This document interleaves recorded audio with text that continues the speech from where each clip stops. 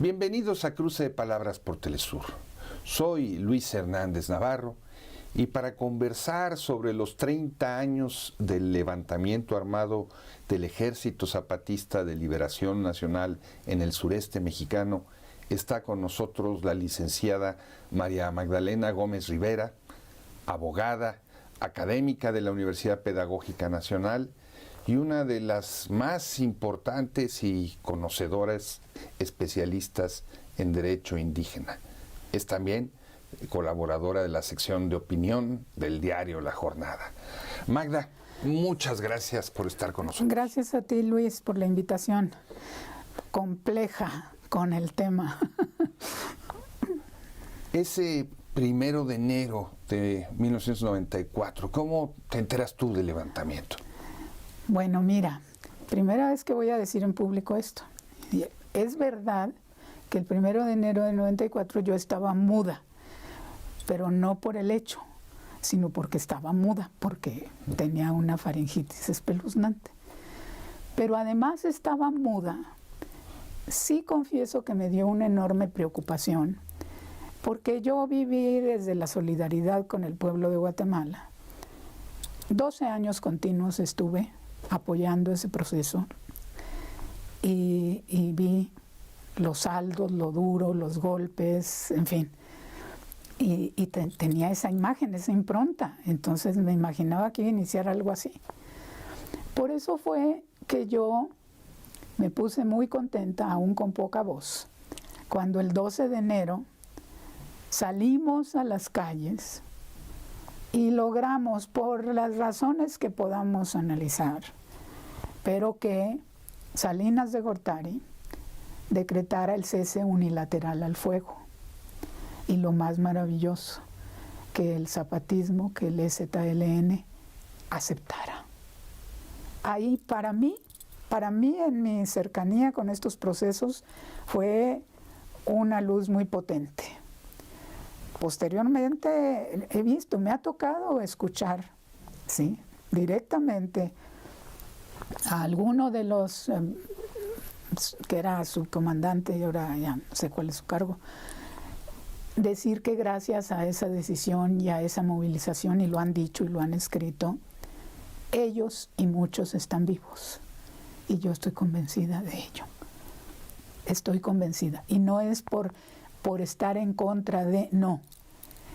Porque esa decisión está vinculada a lo que yo he insistido, que los 40 años, de los 40 ahora que vamos a los 30 años de fundación, los 40 años de fundación, zapatista, tuvieron esos 10 años que estuvieron en la selva, tuvieron la impronta indígena. Esa organización que formaron, tuvieron la impronta, se insertaron en las comunidades y sobre todo aprendieron a escucharlas. Uno recorre todas sus decisiones, todos sus comunicados, y no se han desprendido de la impronta indígena. Y eso para mí es oro puro, ¿sí? ¿Por qué? Porque no era, te digo, yo tenía la referencia esta terrible del proceso de Guatemala, pero en general toda esta tendencia del foquismo, del tipo de organizaciones, etcétera, no estaban precisamente en esta lógica de construcción social desde ya, no para después. Y la otra cuestión, no vamos por la toma del poder. El poder en el sentido tradicional, porque poder tienen y mucho, pero el poder, esa cosa que luego se la han apropiado y manipulado en otros sectores, del mandar obedeciendo, no vamos a dar ejemplos, ¿para qué? Sobran, ¿sí? Pero el ejercicio del mandar obedeciendo está hasta hoy. Hasta ayer que sacaron otro comunicado de esta última generación de comunicados que muchos no entendemos todos los comunicados del todo, ¿sí? Pero ese es un rasgo inequívoco. Magda, ese 1 de enero tú tenías como antecedente, ya nos platicaste, tu solidaridad con la guerrilla guatemalteca, pero tú habías seguido muy de cerca el mundo indígena, sus luchas por los derechos, participaste de manera destacada en lo que fue la elaboración del convenio 169 de la Organización Internacional de Trabajo. ¿Qué impresión te dio a ti ese levantamiento esos días? Ya que no estás muda ahora. No, ya no. Hoy no estoy muda, hoy solo batallé para llegar aquí.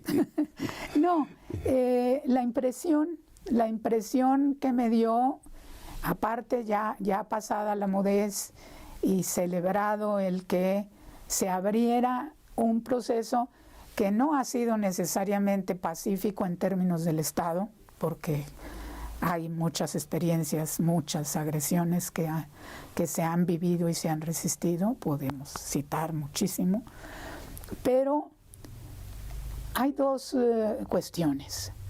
El poner la mirada en los pueblos no era cosa menor, ¿sí? El hecho de que el levantamiento tuviera participación notoria y masivamente indígena no era cosa menor. Ya era de por sí una lección.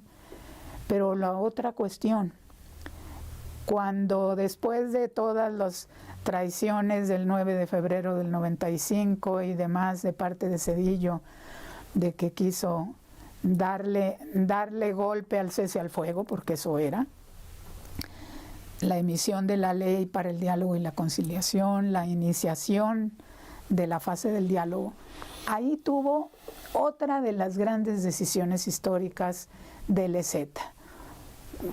La histórica, pues obviamente fue hace 40 años, pero luego hace 30 aceptar el cese, sumarse al cese unilateral al fuego. Pero esta otra fue... El 11 de marzo de 1995. Fue no la de la ley, pero la del inicio del diálogo. Cuando el EZ dijo, yo no voy a tomar el lugar de los pueblos indígenas, yo no voy a hablar por ellos, los voy a invitar a todas las organizaciones como mis asesores.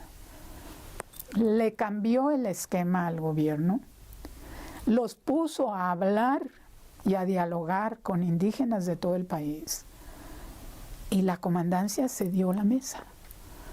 Y justo ahora que ando recordando Guatemala, justo el contraste, porque fue más o menos en las mismas épocas que estaban dialogando, después de 30 años de guerra en Guatemala, estaban dialogando el proceso del acuerdo de paz. Los comandantes solitos, ¿sí?, con el gobierno, con el ejército. Pero había movilización social en Guatemala. Y un buen día me habla un conocido, Valerio, y me dice, hola Magda, estoy aquí en la Ciudad de México, vine a la negociación. ¡Guau! Le digo, los invitaron. Y entonces me dice, sí. Y a las pocas horas me habla y me dice, hola Magda, ya estoy para tomar el avión de regreso. ¿Pero cómo si acabas de llegar? Es que venía a entregar un documento. Esa fue la participación. Entregar un documento. Entonces el contraste entre eso y lo que hizo el zapatismo, hasta hoy tiene repercusiones positivas. No es que inventara el movimiento indígena, ya estaba. Las luchas por los derechos ya estaban, ¿sí? No con mucha fuerza, pero estaban ubicadas. Pero el protagonismo y el conocerse, el crear el Congreso Nacional Indígena después de que se firmaron los acuerdos en San Andrés, lo que ha sucedido hasta nuestros días, no quiere decir que todo el movimiento indígena del país esté con el Congreso Nacional Indígena, pero muchísimos de ellos están en otras vertientes, pero estuvieron ahí en San Andrés. Allá anduvieron. Y esa es otra de las claves que tiene que ver con algo que insisten mucho los zapatistas. No estamos en contra de la política, sino en contra de la manera en que desde el poder se concibe y se actúa la política. ¿Qué es lo que ha dado la escuela política del zapatismo? Justo otra forma de hacer política. Y esto lo han difundido y lo están difundiendo en todo, no nada más en todo el país, en todo el mundo. Ese mundo que sí habló, no estaba mudo como yo, cuando el 1 de enero de 94 de pronto se dan cuenta que hay una rebelión indígena en México. Entonces, creo que nada de lo que podamos señalar disminuye el valor de lo que el zapatismo ya le ha aportado a los pueblos indígenas y al movimiento social en general. Porque uno repasa todos sus discursos, sus declaraciones y demás, y uno se da cuenta de que están muy claros. Primera, tenemos que dialogar con todos. Tenemos que profundizar en qué es el capitalismo y cuál es su impacto. Y pues nos hicieron una escuelita a la que fuimos. Una escuelita en la que uno veía el trabajo que les costó sistematizar su experiencia, imprimirla, y a quienes fuimos invitados de alumnos entregarnos las lecciones de su accionar. Todo el tiempo el mantra zapatista es: organícense. Vive en la organización.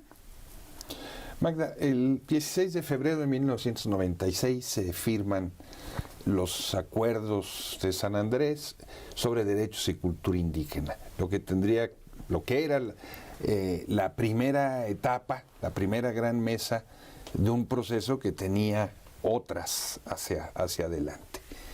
De manera muy interesante, tú ya nos contaste cómo aquello es una especie de constituyente, ¿no? Un parlamento con las voces indígenas convocadas por el EZ.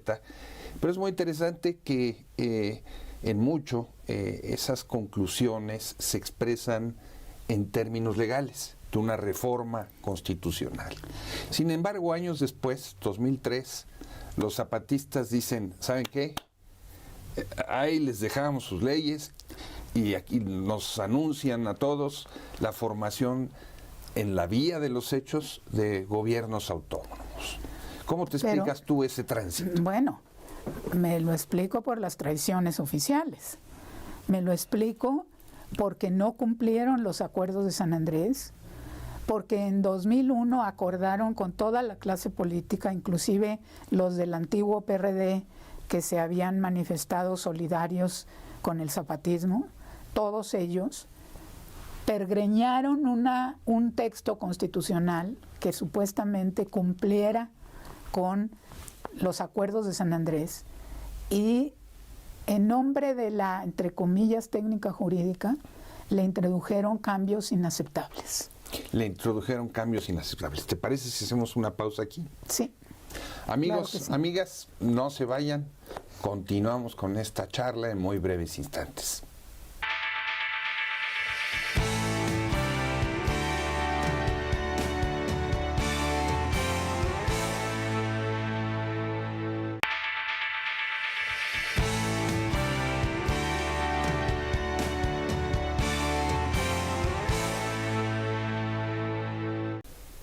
Estamos ya de vuelta en este cruce de palabras, conversando con Magdalena Gómez, una gran especialista en derecho indígena, sobre los 30 años del levantamiento del Ejército Zapatista de Liberación Nacional.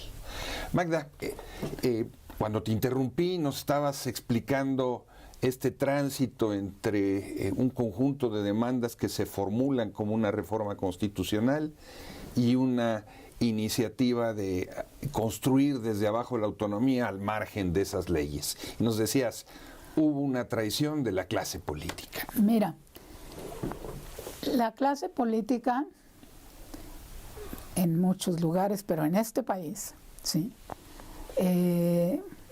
Pues no es de mucho confiar, dijéramos. Desde que se escribió ya el texto de los acuerdos de San Andrés, la cabeza de ese documento dice todavía, propuestas que se llevarán a las instancias de debate y deliberación nacional. Esa expresión tenía la jiribilla, tenía la mala intención de decir, aquí no hemos acordado nada. Lo llegaron a decir los representantes gubernamentales. No se preocupen, ahí nomás acordamos unas propuestas, ya ustedes las verán, ¿sí? ¿Eso en qué se tradujo? Bueno, se tradujo en que en efecto no, la clase política, el Estado no asumió como acuerdos. En cambio, de parte indígena, sí se dijo, ahora sí ya firmamos, ahora sí ya se va a cumplir. Y era solo la primera mesa, ¿sí? Ahora sí ya se va a cumplir. ¿Qué pasó inmediatamente después? Seguía la mesa 2 de Democracia y Justicia. El EZ repitió la fórmula de invitar a representantes de organizaciones que trabajaran los temas de democracia y justicia. Y el gobierno dijo, no voy a llevar asesores. Ahí sí que llegó mudo, como estaba yo el 1 de enero. No voy a llevar asesores. Obviamente, ante eso, sí, el EZ, bueno, y sus asesores que invitó no podían seguir hablando solos ante una delegación que nomás tomaba notas.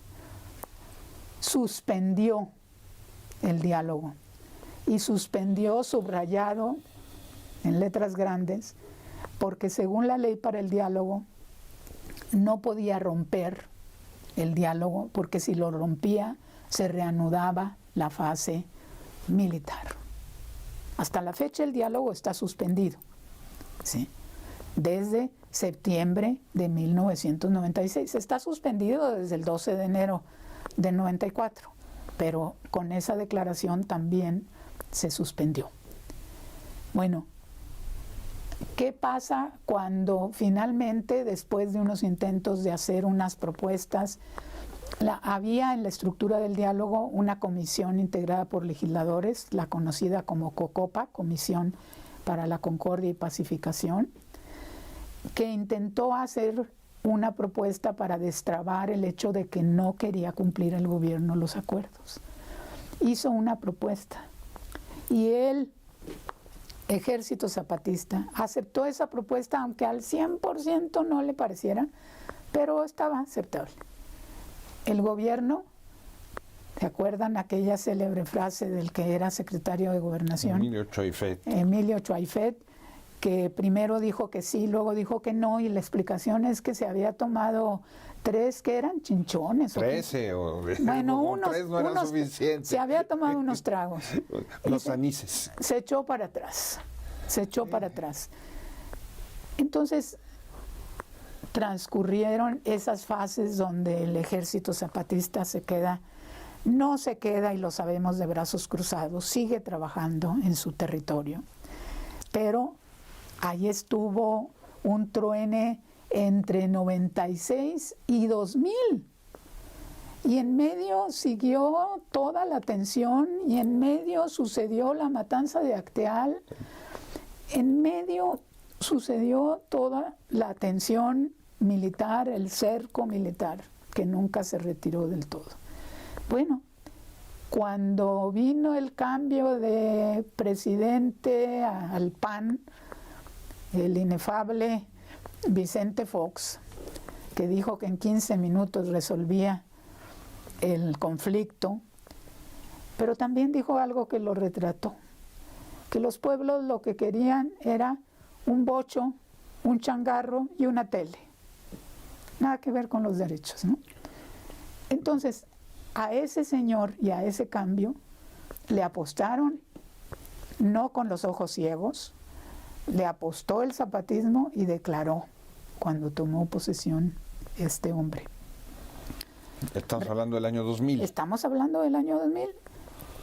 Si se liberan a los zapatistas presos, si se cumplen los acuerdos de San Andrés, si se retira el ejército de las posiciones militares, nos sentamos a la mesa de nuevo.